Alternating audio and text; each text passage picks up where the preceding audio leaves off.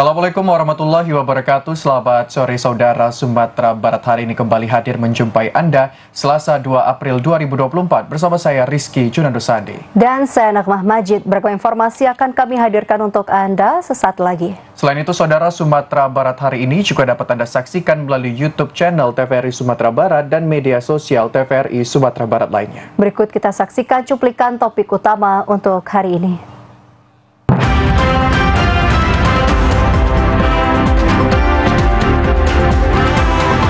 Kasus DBD di Kabupaten Dharmasraya meningkat, 2 pasien meninggal dunia. Dishub dan Satlantas Pasaman Barat cek layakan angkutan lebaran.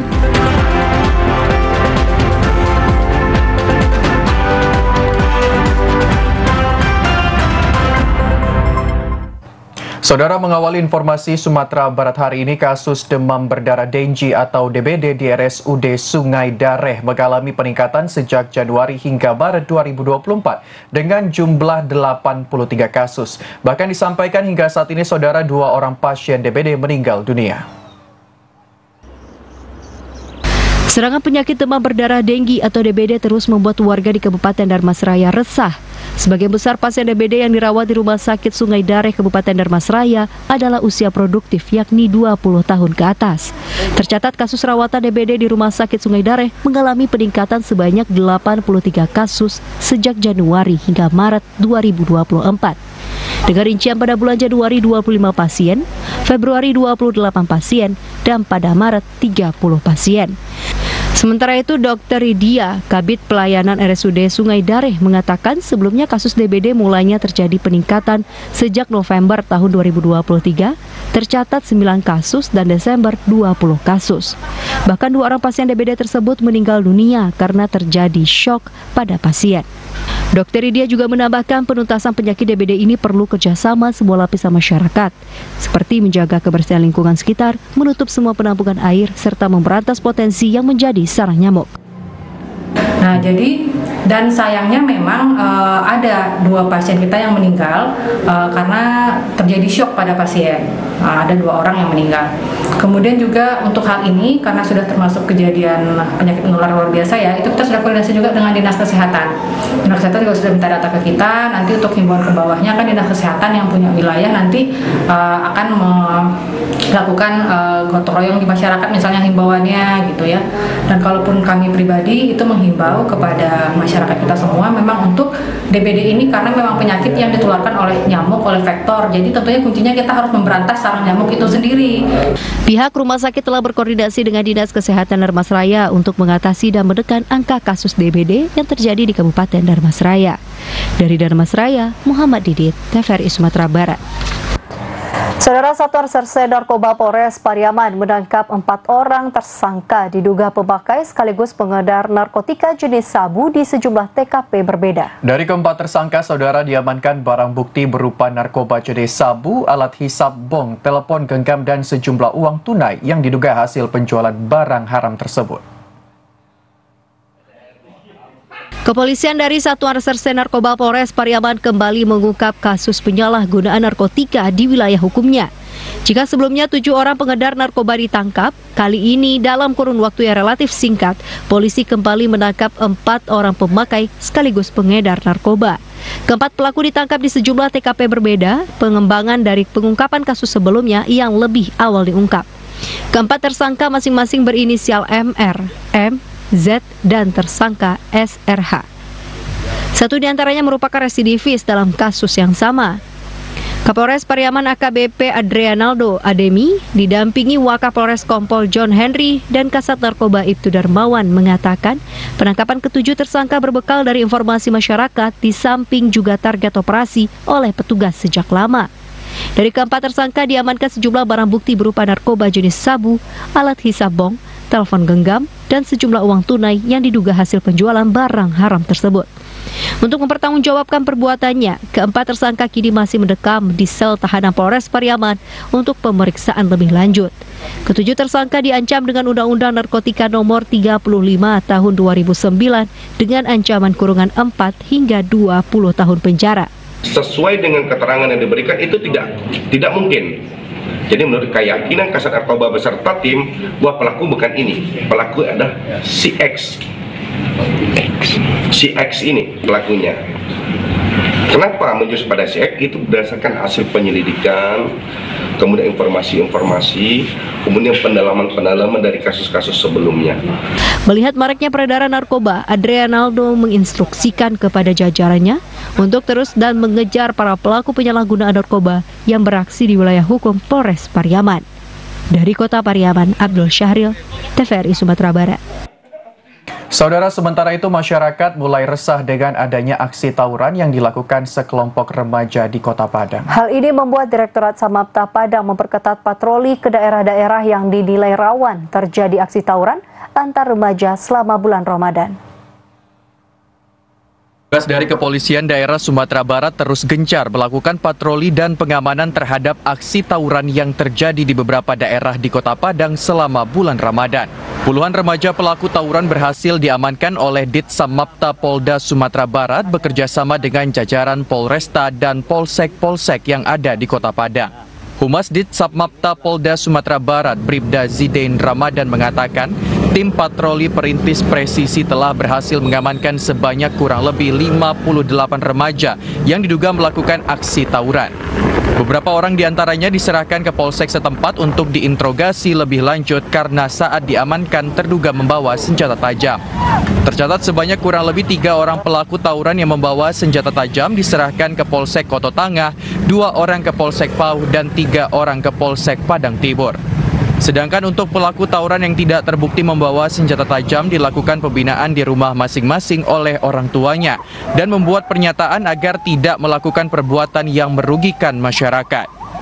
Untuk rentang usia pelaku aksi tawuran ini umumnya adalah remaja berusia 15 tahun ke bawah, meskipun juga ada yang berusia 17 tahun ke atas. Sedangkan sejumlah senjata tajam yang berhasil diamankan pihak kepolisian sebanyak kurang lebih 20 senjata tajam.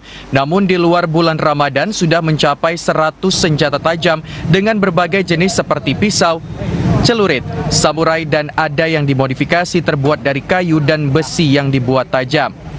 Ya, baik, kami Direktorat Samapta Polda Sumbar, tim patroli perintis presisi di bulan Ramadan ini mungkin lebih banyak kegiatan patroli. Soalnya waktu libur dan anak-anak juga di rumah. Dan kami di bulan Ramadan ini kurang lebih 50-an, paling maksimal 58-an. Kami telah berhasil mengamankan dan menggagalkan aksi tawuran di wilayah Kota Padang dan sekitarnya. Dan bagi para pelaku yang terduga membawa sajam, pada saat kami mengamankan, kami interogasi dan kami limpahkan ke Polsek atau ke Polresta untuk ditindaklanjuti. Sementara itu, Bribda Zidan juga menyebutkan bahwa untuk beberapa daerah yang rawan terjadi tawuran di Kota Padang adalah daerah Bypass, Lubuk Begalung, Ujung Tanah, Cengkeh, Lubuk Minturun, Siteba, dan Koto Tangah. Ia mengimbau kepada orang tua yang memiliki anak remaja untuk lebih memperhatikan pergaulan dan kegiatan anaknya, terutama saat malam hari karena sangat rentan bagi remaja-remaja yang sering keluar malam terlibat dalam aksi tawuran. Ade Suhendra, TVRI Sumatera Barat. Hitungan jam baru keluar dari penjara, seorang pria warga Bungus Teluk Kabung, Kota Padang kembali melakukan tindakan kriminal pencurian sepeda motor dan ditangkap oleh Polsek Bungus Teluk Kabung. Uniknya, saudara, pencurian sepeda motor tersebut sudah direncanakan sejak tahun 2021 lalu oleh pelaku dengan modus mengambil kunci sepeda motor terlebih dahulu. Seorang pria berinisial B kembali ditangkap pihak kepolisian Polsek Bungus Teluk Kabung, Kota Padang karena melakukan tindakan kriminal pencurian sepeda motor atau curanmor. Aksi curanmor yang dilancarkan B terjadi hanya beberapa jam dirinya keluar dari penjara Lembaga Pemasyarakatan Padang Panjang. Meski sempat melarikan diri ke wilayah Solo, pihak kepolisian Polsek Bungus Teluk Kabung berhasil menemukan pelaku dari persembunyiannya. Kapolsek Bungus Teluk Kabung Kompol Al Indra mengungkapkan, pelaku B sudah merencanakan aksi curanmornya sejak tahun 2021. Yang dulu hanya berhasil mengambil kunci sepeda motor targetnya saja, karena sudah ketahuan pemilik kendaraan sehingga pelaku melarikan diri. Gagal melancarkan aksinya, pelaku ditangkap polisi dengan kasus pencurian lainnya dan mendapatkan hukuman lebih kurang 2 tahun penjara. Usai menyelesaikan hukumannya pada tanggal 9 Maret 2024 lalu, pelaku kembali melancarkan aksinya dengan target yang sama berbekal kunci motor yang dulunya pernah ia ambil. Ini adalah residivis di mana pencuriannya sudah direncanakan sejak bulan Desember 2021, di mana pelaku masuk ke rumah, berhasil mengambil kunci, kemudian pada saat mengambil sepeda motor, pemilik motor itu bangun dan pelaku ini lari diteriakin. Kemudian pada tanggal 9 Maret 2024, pelaku ini baru keluar dari rumah Tanah Negara di Padang Panjang, kemudian melakukan aksinya lagi di tempat yang sama dengan niat ingin mengambil motor itu lagi. Akibat perilakunya, pelaku dijerat dengan pasal 363 KUHP tentang pencurian dengan ancaman hukuman di atas 5 tahun penjara. Redo Jayusman, TVRI Sumatera Barat. Saudara, tetaplah bersama Sumatera Barat hari ini. Usai jeda pariwara berikut, kami akan menyajikan informasi menarik lainnya di antaranya tentang Maret 2024, Sumatera Barat mengalami inflasi 3,93%. Informasi selengkapnya sesaat lagi. Tetaplah.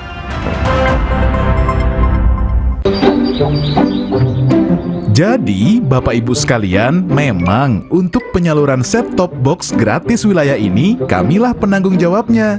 Benar, LPS lah yang berkomitmen menyediakan bantuan STB untuk rumah tangga miskin. Perkiraan jumlah rumah tangga miskin 6,7 juta. Ini sesuai PP 46 tahun 2021. Kominfo pun juga ikut dalam penyaluran STB. Pemerintah mempersiapkan sekitar 1 juta bantuan STB. Walah, jadi wilayah ini tanggung jawab TV swasta? Iya. Nah, jika Bapak Ibu ingin memantau info penyaluran STB, bisa lihat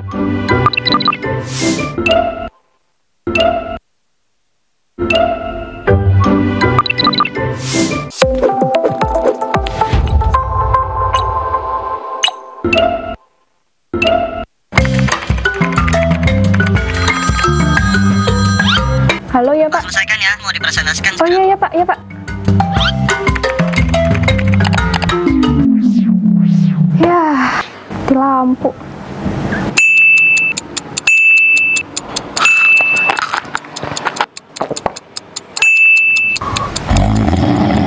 Bosan nungguin? Sambil menunggu atau bersantai, Anda bisa menonton TVRI Sumatera Barat lewat aplikasi TVRI Klik di gadget. Pertama-tama, download dulu aplikasi TVRI Klik.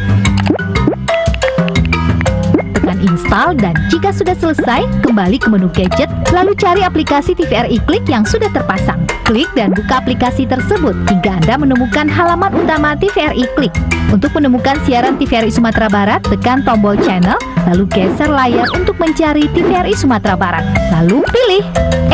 Tekan juga tombol full screen agar layar menjadi penuh. Mudah kan? Saatnya menonton!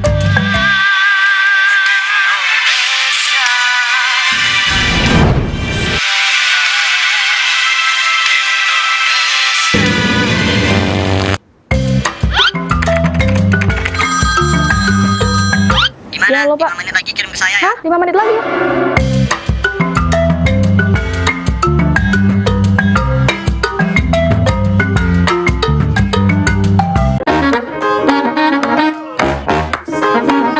Halo, aku Modi, sobat digitalmu. Kamu tahu nggak kalau siaran TV analog akan diganti menjadi digital? Caranya gampang banget loh. Kamu hanya perlu menginstal set-top box. Ayo, ikuti Modi.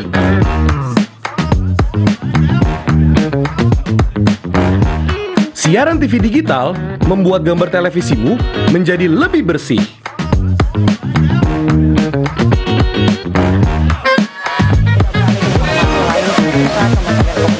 Tidak hanya bersih gambarnya, siaran TV digital juga lebih jernih suaranya. Terus membangun infrastruktur telekomunikasi di wilayah tertinggal, terdepan dan keluar aplikasi. Selain membuat gambar lebih bersih dan suara lebih jernih, teknologi TV digital juga lebih canggih. Ayo, kita kembali ke lab. Ayo, segera bermigrasi ke siaran TV digital. Bersih gambarnya, jernih suaranya, canggih teknologinya.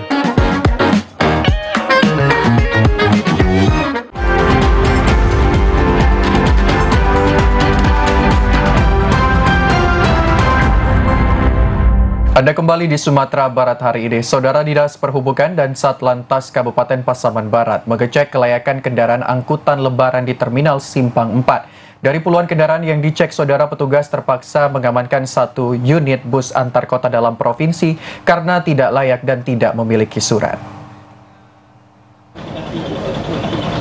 Memastikan angkutan lebaran aman dan layak jalan, tim Dinas Perhubungan dan Satlantas Polres Pasaman Barat gelar pengujian kelayakan kendaraan angkutan lebaran di Terminal Simpang 4. Satu persatu kendaraan bus antar kota, antar provinsi, dan antar kota dalam provinsi yang masuk ke Terminal Simpang 4 diperiksa petugas gabungan mulai dari fisik kendaraan, bodi kendaraan, dan kelengkapan keselamatan serta surat kendaraan. Jika dinyatakan layak jalan dan aman, tim akan memasangkan stiker bus angkutan lebaran agar bisa menjadi tanda bagi masyarakat. Sementara 1 unit bus AKDP terpaksa dibawa tim Satlantas Polres Pasaman Barat karena tidak layak jalan. Kadis Perhubungan Kabupaten Pasaman Barat Bakarudin mengatakan, tim mulai melakukan pengecekan mulai hari ini dan beberapa hari ke depan, dan setiap bus atau angkutan umum lebaran akan dicek tim yang dilengkapi dengan bus kir keliling. Petugas akan tegas mengawasi dan menindak bus yang melanggar aturan demi keselamatan para penumpang dan pemudik yang intensitasnya sangat tinggi jelang lebaran nanti. Petugas juga meminta pengusaha mematuhi aturan yang ada. Ya, kita di sini target pertama adalah menyangkut dengan keselamatan angkutan lebaran. Artinya mobil itu dalam membawa masyarakat memang harus dengan keadaan ready dan lengkap segala administrasi, dan secara fisik juga tidak ada kekurangan, baik itu rem, lampu-lampunya, dan kaca-kaca yang dipakai itu harus ada sesuai dengan standar. Disub berharap masyarakat selektif dalam memilih angkutan umum dan lebaran karena saat ini intensitas kendaraan dan mobilisasi masyarakat sangat tinggi, terlebih beberapa hari jelang lebaran dan arus balik nanti. Dari Kabupaten Pasaman Barat, Andika Disaputra, TVRI Sumatera Barat. Saudara, Badan Penyelenggara Jaminan Sosial atau BPJS Cabang Bukit Tinggi memberikan kemudahan bagi peserta Jaminan Kesehatan Nasional, terutama bagi para pemudik untuk mendapatkan pelayanan kesehatan dengan tetap membuka layanan selama Hari Raya Idul Fitri. Selama libur Lebaran 1445 Hijriah nanti, layanan Badan Penyelenggara Jaminan Sosial atau BPJS Kesehatan Kota Bukit Tinggi akan selalu dibuka guna mempermudah pemudik yang menjadi peserta Jaminan Kesehatan Nasional bisa mendapatkan kemudahan. Keterangan dari Kepala BPJS Kesehatan Kota Bukit Tinggi, Haris Prayudi, pelayanan rawat jalan tetap tersedia bagi peserta Jaminan Kesehatan Nasional yang akan mudik, meski berada di luar wilayah asal fasilitas kesehatan tingkat pertamanya terdaftar. BPJS Bukit Tinggi juga bekerja sama dengan Dinas Kesehatan Kota Bukit Tinggi terkait rumah sakit ataupun layanan yang tetap dibuka selama libur Lebaran nanti. Kendati demikian, BPJS Kesehatan meminta untuk peserta Jaminan Kesehatan Nasional selalu mengecek keaktifan kepesertaannya. Kabupaten Kota untuk cabang Bukit Tinggi BPJS Kesehatan, yaitu Kota Bukit Tinggi, Kota Padang, Kabupaten Agam, Kabupaten Pasaman, dan Kabupaten Pasaman Barat. Nah, khusus untuk persiapan kami di Bukit Tinggi, kami sangat siap. Di samping hasil koordinasi kami dengan Dinas Kesehatan Bukit Tinggi yang luar biasa support kepada kami. Jadi kesiapan kan tadi ada 2, kesiapan jaminan maupun kesiapan pases. Menurut Linda Feroza, Kepala Dinas Kesehatan Kota Bukit Tinggi, saat libur Lebaran pemerintah Kota Bukit Tinggi menyiapkan 6 rumah sakit, 7 puskesmas, dan 5 posko siaga yang akan didirikan di beberapa tempat wisata. Selain itu, pemerintah Kota Bukit Tinggi sendiri juga memastikan layanan kesehatan di Kota Bukit Tinggi bisa dioptimalkan selama libur Lebaran, salah satunya ketersediaan obat-obatan, alat kesehatan, dan petugas kesehatan nantinya.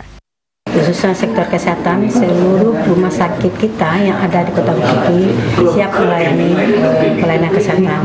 Nah, kemudian juga untuk FKTP kita, puskesmas kita yang 7 puskesmas kita siagakan, yaitunya sebagaimana jadwal telah kita jadwalkan. Dan kemudian juga untuk posko-posko kesehatan kita berada di seluruh tempat-tempat yang ramai, tempat-tempat objek wisata.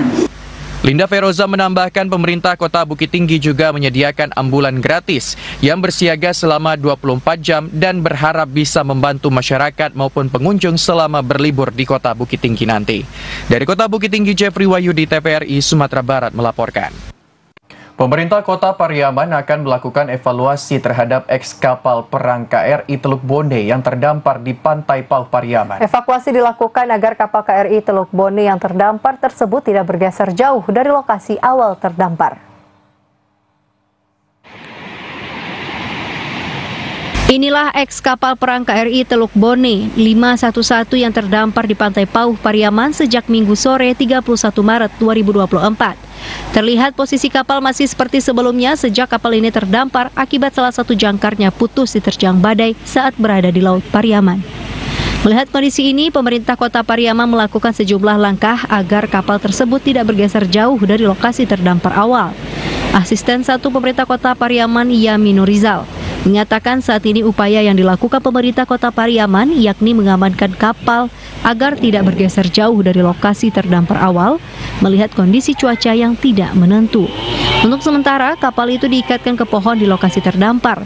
Kemudian kapal KRI akan disandarkan di lokasi terdampar dengan membuat kanal di lokasi tersebut dan tidak lagi disandarkan di lokasi rencana awal yang berdekatan dengan lokasi pembangunan Masjid Terapung.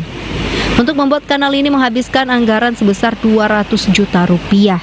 Upaya ini dilakukan secepatnya dan jika memungkinkan akan dikerjakan dalam minggu ini. Yaminu Rizal juga menjelaskan bahwa eks-kapal perang KRI Teluk Bone ini merupakan hibah dari Kementerian Pertahanan atas permintaan pemerintah Kota Pariaman untuk dijadikan destinasi wisata edukasi dan museum sebagai wisata sejarah dan dapat dilestarikan kepada generasi selanjutnya.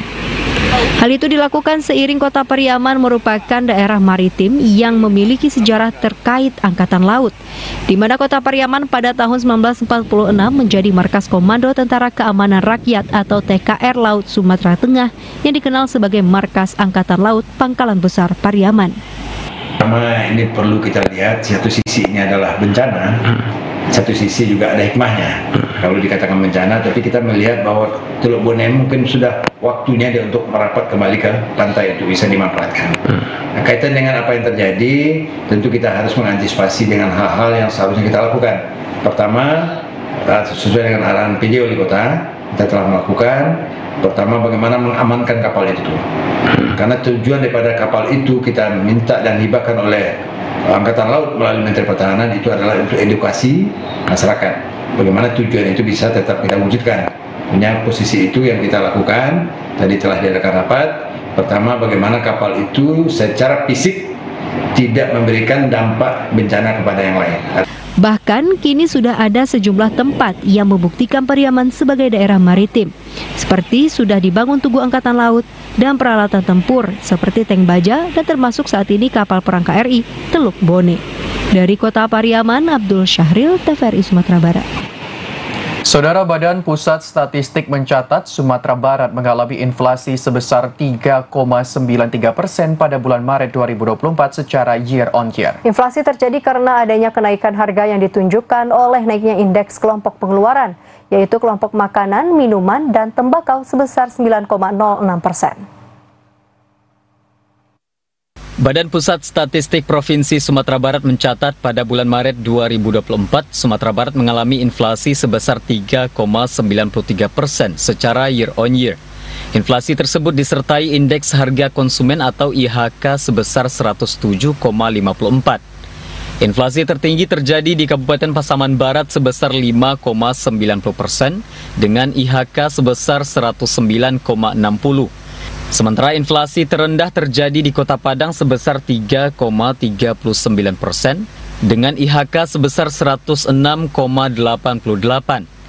Kepala BPS Sumatera Barat Sugeng Arianto menyebutkan inflasi ini terjadi karena adanya kenaikan harga yang ditunjukkan oleh naiknya indeks kelompok pengeluaran, yaitu kelompok makanan, minuman, dan tembakau sebesar 9,06%. Kelompok pakaian dan alas kaki sebesar 1,49% dan kelompok perumahan, air, listrik, dan bahan bakar rumah tangga sebesar 1,52%. Dibandingkan bulan sebelumnya, Sumatera Barat pada Maret 2024 mengalami inflasi sebesar 0,64%. Komoditas yang dominan memberikan andil atau sumbangan inflasi year on year pada Maret 2024 antara lain cabai merah, beras, bawang merah, daging ayam ras, dan sejumlah komoditi lainnya. Diharapkan pemerintah terus melakukan langkah-langkah pengendalian inflasi seperti melakukan operasi pasar, bantuan sosial, dan perkuat koordinasi antar daerah. Bima Prasetya, Adfriandi, TVRI Sumatera Barat. Dan saudara, berikut kita saksikan informasi seputar Ramadan 1445 Hijriah yang telah kami rangkum dalam segmen Ragam Ramadan.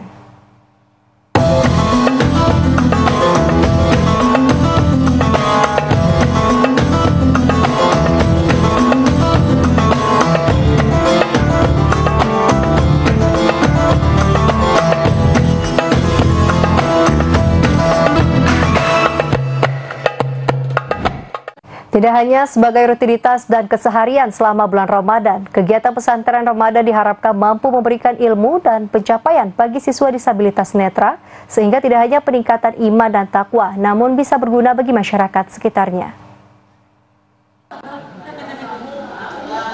Memperdalam bimbingan dan keilmuan bagi siswa disabilitas, kegiatan pesantren Ramadan juga dilaksanakan oleh siswa tunanetra. Tidak hanya memperdalam keilmuan agama, namun bimbingan teknis kegiatan keagamaan juga diajarkan. Keilmuan praktek yang diajarkan diantaranya ialah perbaikan bacaan Al-Quran, kemampuan taharah atau bersuci, sholat wajib, menjadi da'i, hingga penyelenggaraan jenazah.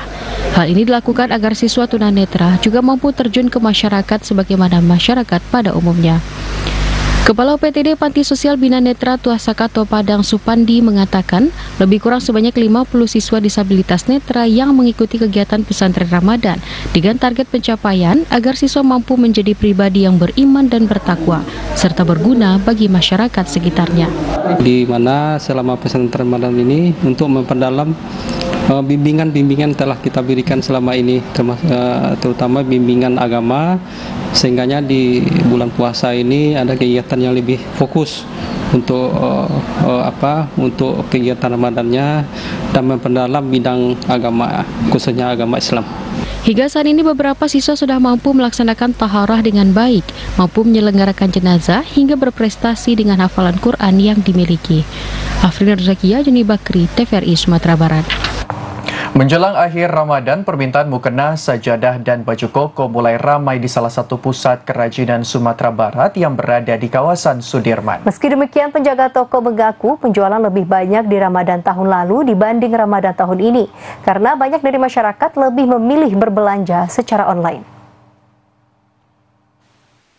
Permintaan terhadap mukena, sajadah, dan baju koko mulai menunjukkan peningkatan di salah satu toko pusat kerajinan Sumatera Barat di kawasan Sudirman. Mukena kerancang bahan sutra dijual harga 1 juta sampai 2 juta. Sementara mukena bahan katun silky 350.000 dan mukena bahan katun mikro 200.000 rupiah. Untuk baju koko juga sama, yang paling banyak dicari yakni baju koko model kerancang dan bordiran. Mulai dari harga 150.000 sampai 600.000 rupiah tergantung model dan bahan baju. Menjelang akhir Ramadan, permintaan meningkat 5% dibanding awal Ramadan kemarin. Sementara jika dibanding Ramadan tahun lalu, penjualan perlengkapan sholat tahun ini menurun dan cenderung sepi. Hal ini dikarenakan banyak dari pembeli yang lebih memilih berbelanja secara online dibanding mendatangi toko langsung. Sementara toko Silungkang dan Pandai Sike yang menjual souvenir dan oleh-oleh khas Sumatera Barat ini belum memiliki platform digital untuk berjualan. Untuk itu ke depan, pengelola toko akan berinovasi untuk menghadirkan platform digital sehingga pembeli bisa membeli barang baik online maupun offline. Kalau lagi Ramadan kayak gini yang banyak dicari tuh mukena, sajadah, terus baju koko, Kak. Kalau untuk songket sekarang jarang peminatnya, Kak. Kalau dalam Ramadan kali ini mungkin habis Lebaran banyak yang nyari songket. Kira-kira 5%, Kak. Soalnya jarang yang nyari ini sekarang karena banyak yang beli online gitu. Tidak hanya perlengkapan sholat dan baju muslim, di sini juga tersedia songket khas Sumatera Barat, selendang koto gadang, aksesoris Minangkabau, dan souvenir khas Sumatera Barat. Delima Febria, Nurul Kolbi, TVRI Sumatera Barat. Saudara, pemerintah Provinsi Sumatera Barat berharap masyarakat bisa lebih meningkatkan sedekah, terutama dalam pembangunan pondok madrasah diniyah takmiliyah awaliyah di Kenagarian Gadut, Kecamatan Tilatang Kamang, Kabupaten Agam bisa cepat selesai. Untuk membangun sekolah yang dipergunakan sebagai pendidikan Al-Quran di Kenagarian Gadut, Kecamatan Tilatang Kamang, Kabupaten Agam bisa cepat selesai, pemerintah provinsi harapkan masyarakat juga ikut membantu dengan mensedekahkan sedikit hartanya. Kepala Dinas Pendidikan Sumatera Barat Barlius mengatakan, fasilitas MDTA yang akan dibangun merupakan bangunan penting untuk memupuk generasi muda dalam mempelajari Al-Quran. Pemerintah Provinsi Sumatera Barat juga memberikan sumbangan sebesar 50 juta rupiah dan beberapa paket Al-Quran untuk keperluan pembangunan MDTA yang akan didirikan di Kenagaran Gadut, khususnya di Masjid Nurul Iman. Melalui bantuan Selamat Ramadan dari Persumbar PBD Sumatera Barat, kita harapkan bisa memicu ya perkembangan infak masyarakat. Tentu dengan infak segi 50 juta ini bukan menyelesaikan semuanya, tapi adalah memotivasi masyarakat untuk berlomba-lomba untuk kebaikan membangun MDTA, Masjid Nurul Iman, Pandang Hadang, Rangka Malaikat, Sumatera Barat. Sementara itu, Kepala Biro Kesejahteraan Rakyat Sumatera Barat, Al-Amin, menambahkan dengan adanya Safari Ramadan juga dapat mendekatkan antara pemerintah daerah dengan masyarakat serta mendengarkan keluhan dari masyarakat agar nantinya pemerintah akan memberikan solusi dari keluhan tersebut. Kunjungan Safari Ramadan kepada masjid yang telah ditentukan. Alhamdulillah pada tahun ini masjid yang dikunjungi tersebut setiap malamnya khusus untuk Pak Gubernur itu 3 masjid sekali dikunjungi. Pertama untuk pelaksanaan sholat tarawih, kemudian untuk pelaksanaan iktikaf, dan yang ketiga adalah untuk pelaksanaan salat subuh. Alhamdulillah dengan adanya kunjungan ini permasalahan-permasalahan yang terjadi di masyarakat bisa direspon oleh pemerintah daerah dengan sendirinya, nanti bisa diberikan jalan keluarnya. Tuntutan apa yang disampaikan oleh masyarakat pemerintah daerah bisa kita bersamakan sehingga pembangunan ini bisa dilaksanakan secara bersama-sama. Al-Amin berharap dengan adanya bantuan dari pemerintah daerah bisa menjadi motivasi bagi masyarakat untuk lebih giat bersedekah untuk pembangunan rumah ibadah dan MDTA yang akan didirikan. Agar fasilitas tersebut bisa cepat dipergunakan oleh masyarakat, khususnya generasi muda yang akan belajar Al-Quran. Dari Kabupaten Agam, Jafri Wahyudi, TVRI Sumatera Barat. Sekitar 1.000 pabukoan yang digalang dari guru serta orang tua murid dibagikan kepada masyarakat dan pengendara yang melintas di jalur Sumbar Riau. Pembagian pabukoan berupa es buah serta kurma itu dilakukan untuk menanamkan sikap peduli sesama sejak dini kepada murid sekolah dasar. Upaya untuk menanamkan kepedulian terhadap sesama terus dilakukan sekolah sejak dini terhadap murid sekolah dasar. Mereka dikenalkan untuk berbagi kepada masyarakat yang membutuhkan, apalagi saat Ramadan ini merupakan waktu yang tepat untuk berbagi. Seperti yang dilakukan murid sekolah dasar di Nagari Sari Lama, Kecamatan Harau, Kabupaten 50 Kota. Mereka membagikan ribuan pabukoan yang sebelumnya telah dikemas di sekolah. Pabukoan tersebut terdiri dari es buah serta buah kurma. Didampingi guru, komite, serta pihak kepolisian, murid sekolah dasar terlihat antusias membagikan pabukoan kepada masyarakat dan pengendara yang melintas. Tidak hanya pejalan kaki dan pengendara roda 2 yang merupakan warga Kabupaten 50 Kota. Sopir yang kerap melewati jalur Sumbar Riau juga mendapatkan pabukoan yang dibagikan. Menurut pihak sekolah, kegiatan tersebut rutin dilakukan dengan dukungan guru, wali murid, dan komite sebagai bagian mendidik murid-murid sekolah dasar. Kali ini hampir 1.000 porsi kita bagikan kali ini. Alhamdulillah wali murid kita juga bersemangat untuk membagi-bagi takjil ini. Jadi sumbangan dari wali murid itu sangat banyak agar anak-anak terbiasa berbagi.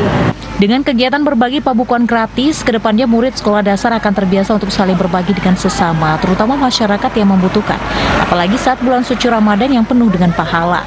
Pihak sekolah berharap dukungan orang tua, komite, dan wali murid bisa terus diberikan dalam pelaksanaan berbagi pabukoan yang rutin digelar setiap tahunnya, termasuk meningkatkan jumlah pabukoan yang akan dibagikan. Dari Kabupaten 50 Kota, Edward, TVRI Sumatera Barat melaporkan. Sementara itu juga Saudara Dharma Wanita Persatuan LPP TVRI Sumatera Barat menyerahkan 100 paket lebaran berupa sembako kepada anggota Dharma Wanita, cleaning service, dan satpam. Diharapkan paket lebaran ini Saudara dapat membantu anggota Dharma Wanita lainnya memenuhi kebutuhan pokok mengingat harga sembako yang cenderung naik di pasaran sejak beberapa waktu lalu. Kepala Lembaga Penyiaran Publik LPP TVRI Stasiun Sumatera Barat, TBM Yusuf Hidayat bersama Ketua Dharma Wanita Persatuan menyerahkan 100 paket lebaran kepada anggota Dharma Wanita, cleaning service, dan satpam. Paket lebaran yang diberikan berupa sembako seperti telur, minyak goreng, gula, susu, dan minuman sirup. Ketua Dharma Wanita Persatuan LPP TVRI Sumatera Barat Lili Herawati mengatakan, tahun ini merupakan tahun kedua Dharma Wanita menyerahkan paket lebaran berupa sembako. Ketua Dharma Wanita Persatuan LPP TVRI Sumatera Barat berharap paket lebaran yang diberikan dapat bermanfaat bagi anggota Dharma Wanita, sekaligus membantu memenuhi kebutuhan sembako, mengingat harga sembako yang cenderung naik beberapa waktu terakhir. Untuk tahun ini adalah tahun kedua Dharma Wanita membagikan paket lebaran yang berupa sembako. Kegiatan ini sebenarnya dari kita untuk kita karena paket ini juga dari uang iuran dari anggota Dharma Wanita. Semoga kegiatan ini tetap berlanjut tahun demi tahun dan bisa dirasakan manfaatnya oleh anggota. Dharma Wanita Persatuan LPP TVRI Sumatera Barat juga mengharapkan kegiatan ini dapat terus berkelanjutan setiap tahunnya, sehingga dirasakan manfaatnya oleh seluruh anggota Dharma Wanita. Tima Prasetya, Adfriandi, TVRI Sumatera Barat.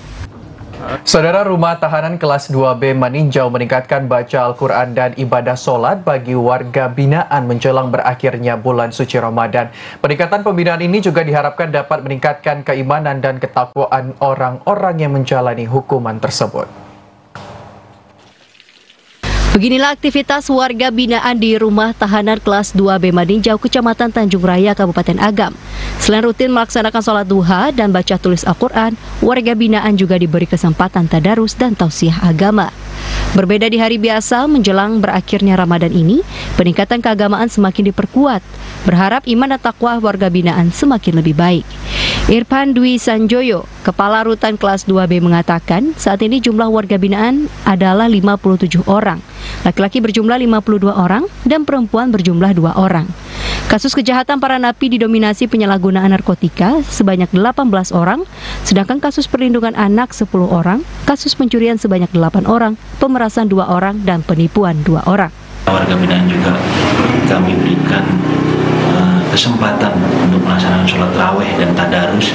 Kemudian di pagi dan siang hari kami berikan fasilitas pembinaan kerohanian seperti pelaksanaan sholat duha, terus kemudian tadarus lagi mengenal sholat Al-Quran, terus kemudian bagi yang belum mengenal huruf hijaiyah kita juga berikan pengenalan huruf hijaiyah, membaca menulis Al-Quran. Irfan menambahkan, dengan meningkatnya kegiatan keagamaan menjelang Hari Raya Idul Fitri, warga binaan diharapkan semakin bertaubat dan tidak melakukan kejahatan selepas bebas dari hukuman nantinya, bahkan menjadi pelopor pencegahan kejahatan di masa yang akan datang. Dari Kabupaten Agam, demikian laporannya Rudi Yudhistira, TVRI Sumatera Barat. Masjid Sejarah Muhammadiyah Quraitaji yang terdapat di Kecamatan Pariaman Selatan merupakan salah satu masjid tertua di Pariaman. Disebut Masjid Sejarah Muhammadiyah ini, saudara, karena pendiri masjid merupakan orang pertama yang membawa Muhammadiyah ke daerah tersebut. Inilah Masjid Sejarah Muhammadiyah Quraitaji. Masjid ini berdiri megah bersebelahan dengan Pasar Rakyat Quraitaji di Kecamatan Pariaman Selatan, Kota Pariaman. Masjid Sejarah Muhammadiyah ini memiliki 2 lantai. Untuk lantai pertama dijadikan sebagai tempat berlatih anak-anak muda untuk bersilat. Sementara lantai 2 dijadikan untuk sholat berjamaah dan sholat Jumat. Namun seiring banyaknya jamaah yang menyumbang, untuk saat ini lantai pertama masjid diperbaiki dan digunakan untuk sholat 5 waktu, sementara untuk lantai 2 digunakan untuk sholat Jumat. Di masjid ini sejumlah kegiatan keagamaan dilaksanakan sama halnya dengan masjid-masjid yang ada di Pariaman. Disebut sebagai Masjid Sejarah Muhammadiyah karena pendiri masjid ini merupakan orang pertama yang membawa Muhammadiyah ke daerah itu, sehingga sejarah Muhammadiyah masuk pertama kali ke Padang Pariaman atau Kota Pariaman ini dijadikan sebagai nama Masjid Sejarah agar bisa terus dikenal. Fuad Kasim Munafi, pengurus Masjid Sejarah Muhammadiyah, mengatakan sebelum dijadikan Masjid Sejarah Muhammadiyah, dahulunya adalah surau dagang. Disebut sebagai surau dagang karena di masa itu banyak orang yang datang dari berbagai daerah ke Pasar Quraitaji untuk berdagang dan berdekatan dengan surau itu sehingga disebut surau dagang, dan mereka bermalam di surau itu sebelum mulai berdagang besoknya. Namun seiring berjalannya waktu, jamaah sudah semakin banyak dan dana pun mulai terkumpul sehingga dibangun masjid hingga kemudian surau itu ditinggalkan.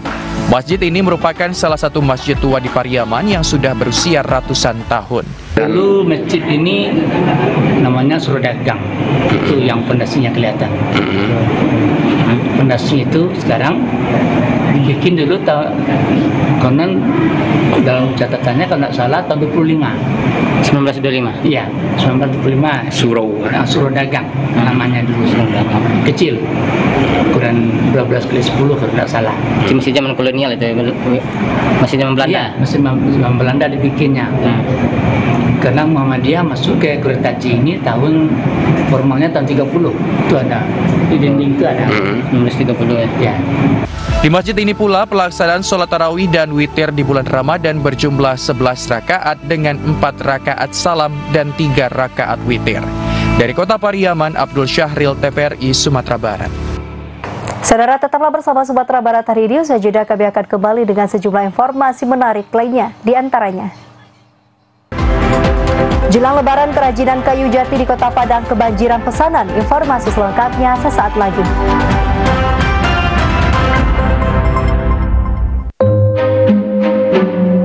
Anak si Mida, cucu Teh Roy, nampak kitik sekali dah, Ambo. Cincin stinting dulu ya, ndak? Wih, sebenarnya santing kok. Ya, pada suka ambilan balik. Iyo, cok banget tuh. Pasunyo bulan pastan baru pai, kini lah pai lo balik. Iyo unik. Ambo ikhtiar memberikan yang terbaik. Posyandu dekat sini di mana? Sajak dari kami. Makasih ya. Sehat yang kini mah. Dia banyak-banyak mana makan yen. Apalagi kau sudah lama layan. Wih, gampang yen. Bata diet lah diet. Insya Allah, anak ambo aja asi eksklusif 6 bulan. Benjamin ambo aja asi eksklusif juga main. Sampai kini. Imunisasinya pun lengkap supaya anak sehat, cerdas, kini hingga nanti. Betul sekali Ibu. Kondisi gagal tumbuh kembang pada anak atau yang dikatakan stunting itu karena anak tidak mendapatkan asupan gizi optimal selama 1000 hari pertama kehidupan dari janin sampai umur 2 tahun. Oh, anak kurang tinggi makasihnya tuh Pak. Pendek belum tentu stunting, tapi stunting pasti pendek. Nah, itu bisa ditandakan dari panjang atau tinggi badan anak berdasarkan umurnya. Nah, kondisi stunting ini mengakibatkan si anak nanti di masa depan itu akan mudah sakit dan terutama dia kurang cerdas. Mande, jangan sampai muda itu loh anak. Angka stunting kita masih tergolong tinggi. 1 dari 4 anak balita kita itu dalam kondisi stunting. Nah, itu jadi perhatian kita bersama. Kita harus memberikan perhatian lebih, terutama kepada ibu hamil dan juga anak bawah 2 tahun. Mbak cara mencegah stunting tuh Pak? Pertama,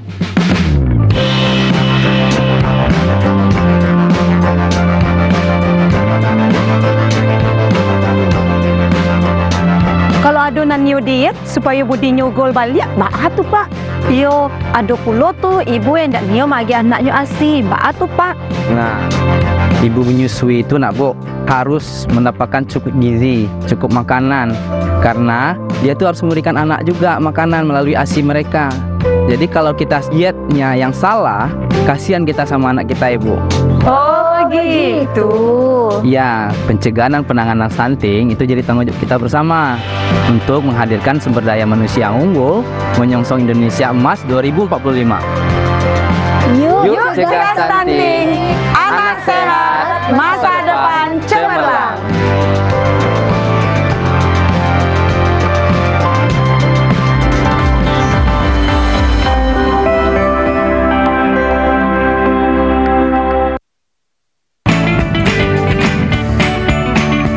Gimana?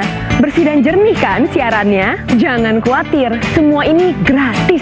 Bagi kamu yang masih menggunakan TV analog, cukup dengan satu langkah mudah. Untuk televisi yang sudah siap digital, cukup scan ulang siaran TV kamu untuk menangkap siaran TV digital. Banyak pilihan programnya, bersih gambarnya, jernih suaranya, dan canggih teknologinya. Ayo, kita beralih ke siaran televisi digital.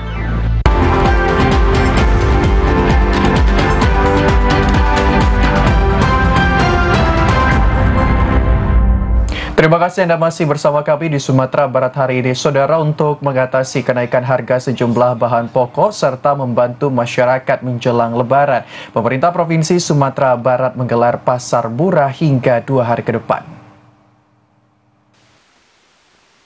Memberikan kemudahan bagi masyarakat menjelang Hari Raya Idul Fitri, pemerintah Provinsi Sumatera Barat menggelar pasar murah di halaman kantor Gubernur Sumatera Barat.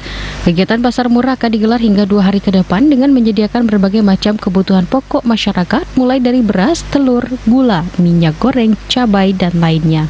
Berdasarkan informasi dari salah seorang anggota Toko Tani Indonesia Center atau TTIC, Gus Riyadi mengatakan, untuk pasar murah di kantor Gubernur Sumatera Barat, TTIC menyediakan sebanyak 13 kg cabai, 30 kg beras sokan dan ir, 20 dus minyak goreng, serta 40 kg daging beku setiap harinya. Setiap hari 13 kilo per mobil.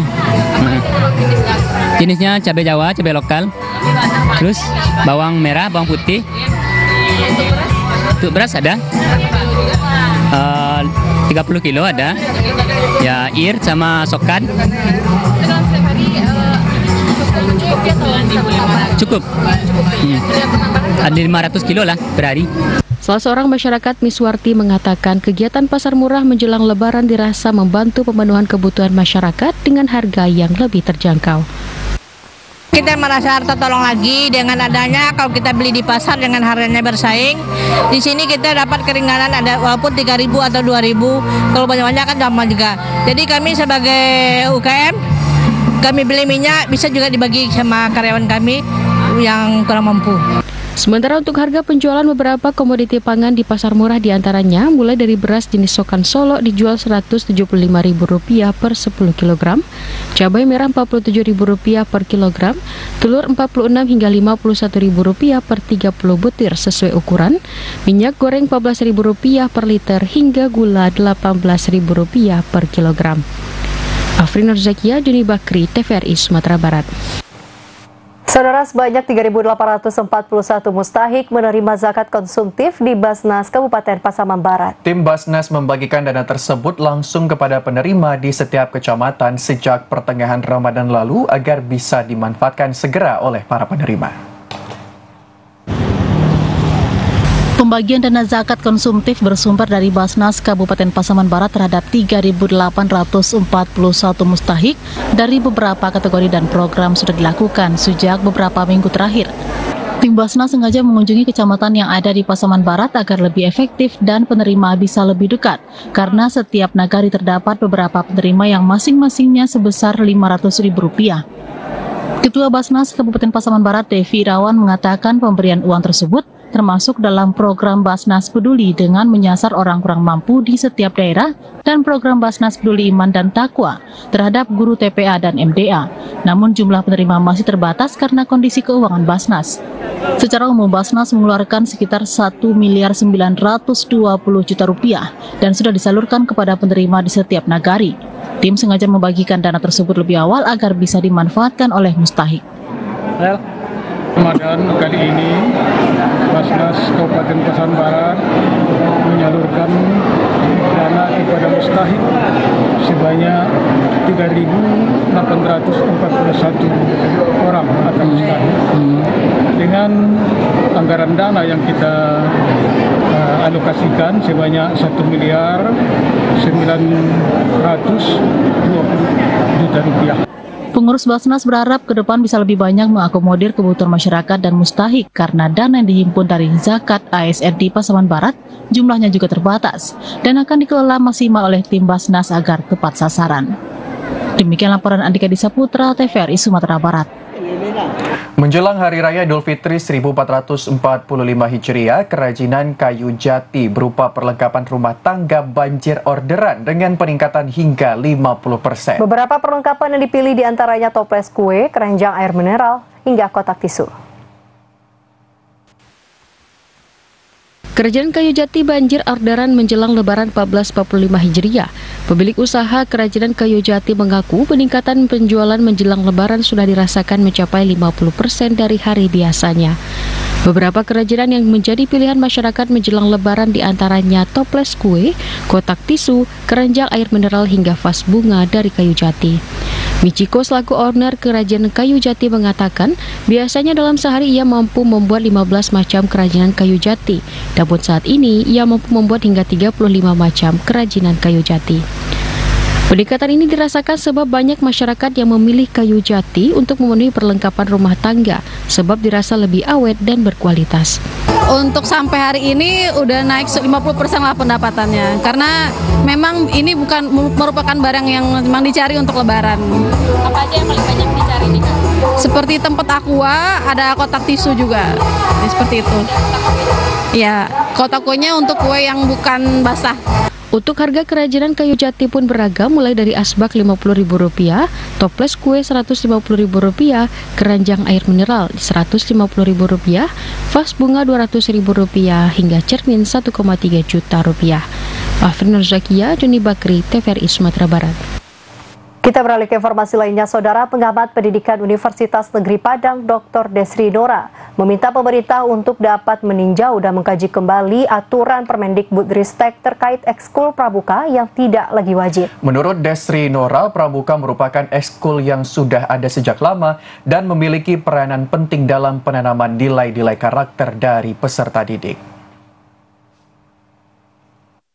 Kementerian Pendidikan, Kebudayaan, Riset, dan Teknologi Kemendikbudristek menerbitkan Peraturan Nomor 12 Tahun 2024 tentang kurikulum pada PAUD, jenjang pendidikan dasar dan jenjang pendidikan menengah, yang menyebutkan keikutsertaan peserta didik mengikuti pramuka tidak lagi wajib, melainkan bersifat sukarela, termasuk tidak lagi mewajibkan kegiatan perkemahan yang sebelumnya diwajibkan kepada peserta didik. Hal tersebut memicu pro dan kontra di tengah-tengah masyarakat dari berbagai kalangan. Menanggapi hal tersebut, pengamat pendidikan Universitas Negeri Padang Dr. Desri Nora menjelaskan bahwa ekskul pramuka merupakan ekskul yang sudah ada sejak lama dan memiliki peranan penting dalam penanaman nilai-nilai karakter kepada peserta didik, seperti kedisiplinan, tanggung jawab, kerjasama, dan kemandirian. Terlebih saat ini penanaman pendidikan karakter kepada peserta didik semakin menantang seiring perkembangan zaman. Menurut Desri Nora, pemerintah perlu meninjau dan mengkaji ulang aturan yang diterbitkan agar tidak menimbulkan gejolak dan pengaruh jangka panjang. Pramuka sudah memberikan investasi sosial yang luar biasa terhadap kemajuan karakter peserta didik selama ini. Jadi kita berharap sebenarnya Kemendikbud berpikir ulang kembali lah, meninjau ulang kembali karena pramuka itu sangat punya dampak yang luar biasa, terutama pada nilai-nilai kemandirian, tanggung jawab, kemudian peduli, kerjasama, dan integritas. Apalagi hari ini tantangan karakter untuk peserta didik sangat luar biasa sekali, apalagi di era digital. Di samping itu, Kemendikbudristek juga memastikan pramuka sebagai ekstrakurikuler tetap wajib disediakan oleh satuan pendidikan dalam kurikulum merdeka. Kemendikbudristek juga menjelaskan tidak memiliki gagasan untuk meniadakan pramuka. Dalam praktiknya hanya merevisi bagian pendidikan kepramukaan dalam model blok yang mewajibkan perkemahan menjadi tidak wajib. Bima Prasetya, Adfriandi, TVRI Sumatera Barat. Saudara, jelang pelaksanaan Pekan Olahraga Provinsi atau Porprov Sumatera Barat yang direncanakan akan digelar tahun 2025 nanti, Ketua Asosiasi Kota PSSI Payakumbuh meminta puluhan klub sepak bola untuk mempersiapkan atlet mengikuti event tersebut. Asosiasi Kota atau ASKOT Persatuan Sepak Bola Seluruh Indonesia PSSI Kota Payakumbuh ajak puluhan klub bola yang ada di daerah itu untuk hadapi Pekan Olahraga Provinsi Sumatera Barat yang direncanakan akan digelar tahun 2025 nanti. Persiapan atlet sejak awal secara maksimal diharapkan bisa menciptakan atlet-atlet yang mampu bertanding dan meraih dalam ajang olahraga yang diikuti 19 kabupaten dan kota, sehingga prestasi bisa diraih untuk mengharumkan Kota Payakumbuh. Hal tersebut diungkapkan Ketua ASKOT PSSI Kota Payakumbuh, Diki Engla, terkait persiapan tim sepak bola Kota Payakumbuh dalam menghadapi Porprov yang direncanakan akan digelar tahun 2025 nanti. Kita menghimbau kepada tim-tim anggota dari ASKOT PSSI Kota Payakumbuh termasuk dengan ISB, kita untuk dijadikan momentum mempersiapkan diri dalam rangka mempersiapkan ajang Porprov. Terkait persiapan Porprov, ASKOT PSSI Kota Payakumbuh menyebutkan pihaknya akan menggelar berbagai kegiatan, diantaranya Liga Kota Payakumbuh, kompetisi kelompok umur. sehingga target medali dalam Porprov nanti bisa tercapai. Sementara terkait kepastian pelaksanaan Porprov tahun 2025, Ketua KONI Payakumbuh mengatakan bahwa sesuai surat keputusan yang diterima terkait pembatalan Porprov tahun 2023, juga diterima SK terkait penjadwalan ulang Porprov 16 Sumbar tahun 2025 yang direncanakan akan digelar di Kota Solo sebagai tuan rumah. Rencana pelaksanaan Porprov tahun 2025 diharapkan tidak mengalami pergeseran lagi terkait tanggal, venue, serta cabang olahraga atau cabur yang nantinya akan dipertandingkan. Hingga saat ini masih menunggu informasi lanjutan dari KONI Provinsi Sumatera Barat. Dari Kota Payakumbuh, demikian laporan Edward, TVRI Sumatera Barat. Dan saudara, berikut kami tampilkan perakiraan cuaca untuk Rabu 3 April 2024.